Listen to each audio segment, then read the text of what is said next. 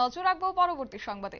ভারত সরকারের স্বাস্থ্য এবং পরিবার কল্যাণ মন্ত্রক দ্বারা যে কর্মসূচি চালু হয়েছিল এনিমিয়া মুক্ত ভারত, সেই কর্মসূচি ইতিমধ্যেই বিদ্যমান প্রক্রিয়াগুলিকে আরও শক্তিশালী করার পাশাপাশি নতুন বিকাশের জন্য শক্তিশালী উদ্যোগগুলিকে তীব্র করার মাধ্যমে বিভিন্ন বয়সের গোষ্ঠীতে রক্ত স্বল্পতা হ্রাসকে ত্বরান্বিত করতে, রক্তশূন্যতা কমাতে এটি প্রথম 1970 সালে national nutritional anaemia prophylaxis programme হিসেবে চালু করা হয়েছিল এবং 2018 সালে প্রোগ্রামটির নাম পরিবর্তন করে এনিমিয়া মুক্ত ভারত রাখা হয়েছিল।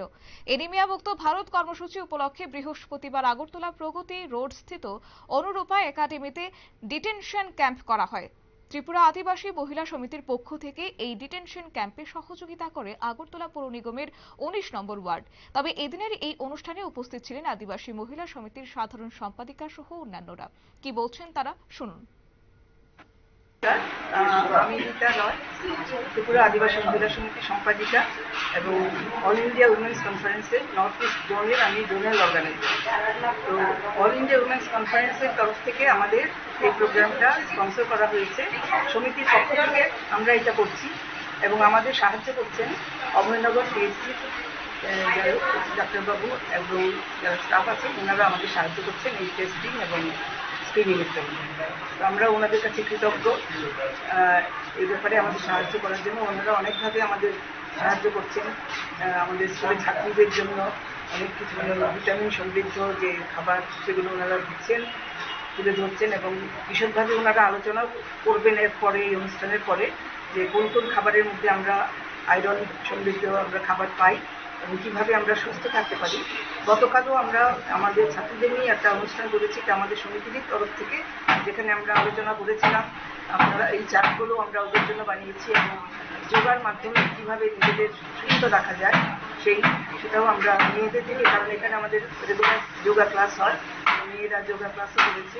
তো আমরা চাই যে এনিমিয়া মুক্ত ভারত সরকারের যে উদ্দেশ্য সেটা যাতে আমাদের এই ছোট্ট সাধ্যের মধ্যেই আমাদের যারা এখানে ছাত্রীরা আছে 100 জন, সেই ছাত্রীরা যাতে সুস্থ হয়ে বড় হতে পারে এবং লেখাপড়া করে সুস্থ দেহে সুস্থ মনে যাতে ওরা নিজেদের ভবিষ্যৎ নাগরিক হিসেবে প্রতিষ্ঠিত করতে পারে, সেটাই আমাদের উদ্দেশ্য। কোন জায়গায় এটা আজকে কোন জায়গায় করা হচ্ছে? এটা করা হচ্ছে প্রগতি রোডে অনুরূপা একাডেমি সমিতি পরিচালিত।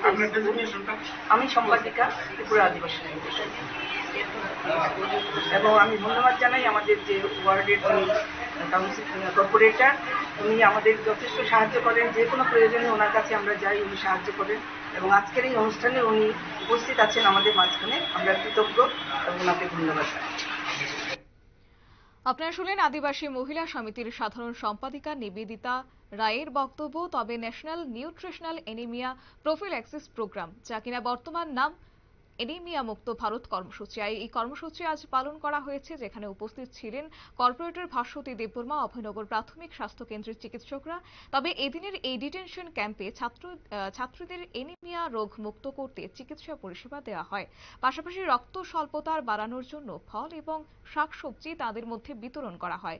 একই সঙ্গে এই অনুষ্ঠানকে কেন্দ্র করে এদিনের অনুষ্ঠান সম্পর্কে বলতে গিয়ে গোটা বিষয় তিনি বিস্তারিত তুলে ধরেছেন এবং আগামী দিনে এনিমিয়া মুক্ত ভারত গড়ার লক্ষ্যে আজকের এই উদ্যোগ বলে তারা জানিয়েছেন।